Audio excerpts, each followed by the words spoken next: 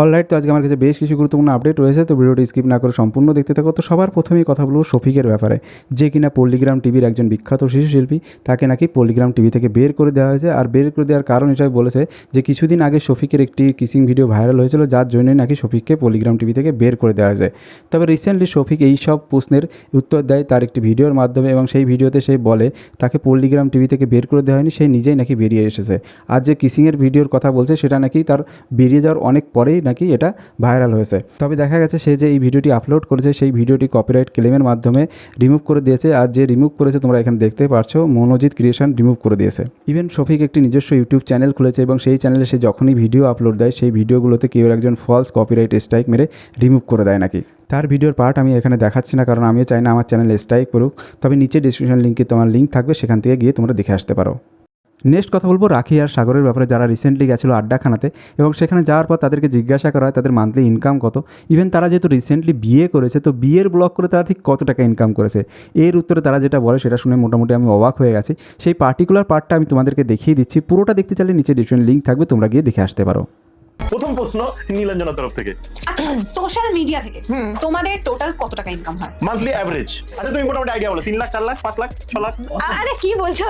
3 লাখ। হ্যাঁ এভারেজ। ওকে চলো 3 লাখ এটা ধরে নিলাম। নেক্সট কোশ্চেন হচ্ছে খুব ট্রেন্ডিং একটা কোশ্চেন, যেটা আমি কেন পৃথিবী সবাই জানতে মানে চায়। বাংলার সবাই জানতে চাই। হ্যাঁ চলো তুমি করো। দেখো এটা কিন্তু প্লিজ সত্যি কথা বলো। হ্যাঁ অ্যাপ্রক্স বলো।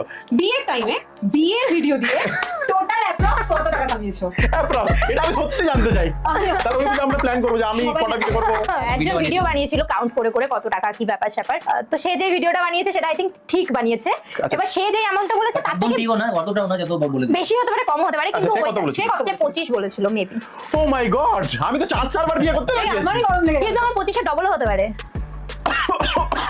নেক্সট কথা বলবো গৌরব তপাদার ব্যাপারে। তো রিসেন্টলি গৌরব তপাদা অ্যানাউন্সমেন্ট করে যে তার পেট কথা যেটা আছে তার একটা মুভি আসতে চলেছে। তো রিসেন্টলি তার শুটিং শুরু হয়ে গেছে, এবং তার শর্ট ফিল্মের যে নাম সেটা হচ্ছে আমিষ। তো এই ভিডিওর জন্য আমি তো বেশ এক্সাইটেড আছি, তোমরা কে কে এক্সাইটেড আছো অবশ্যই নিচে কমেন্ট সেকশনে জানিও। নেক্সট কথা বলবো রন আর প্রীতির ব্যাপারে। তো রিসেন্টলি প্রীতি তার ইউটিউব চ্যানেলে একটি কিউএনএ রাখে, এবং সেখানে তাদেরকে অনেকেই জিজ্ঞাসা করে তারা বিয়ের ব্যাপারে কী ভাবছে। তো সেই ব্যাপারটা সে সেখানে ক্লিয়ার করে দেয়, কিন্তু কিছুক্ষণ পরে দেখা যায় সেই পার্টিকুলার পার্টটা ডিলিট হয়ে গেছে।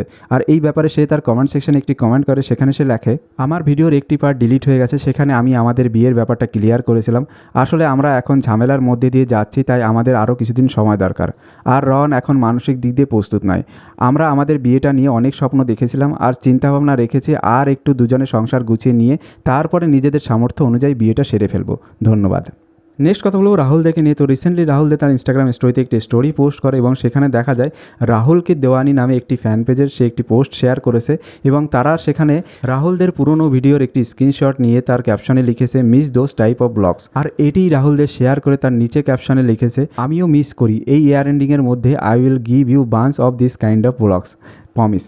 তো আমরাও অপেক্ষায় আর এক্সাইটেড থাকলাম তার পুরোনো দিনের ব্লগের মতন ব্লগ আসে কিনা দেখার জন্য।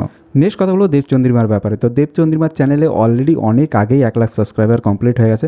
তবে রিসেন্টলি সে তার প্লে বটন পায়, আর সেটি তার কমিউনিটিতে পোস্ট করে সে লেখে this play button belongs to all of us, thanks for your endless love, support and faith in my journey, could not have done it without you. আর কিরণ মজুমদারও এটি আনন্দের সঙ্গে সেলিব্রেট করে তার ইউটিউব কমিউনিটিতে পোস্ট করে। তো এখনকার পর্যন্ত এইটুকুই, দেখা হচ্ছে নেক্সট ভিডিওতে, ততক্ষণ জন্য থ্যাংক ইউ অ্যান্ড বাই।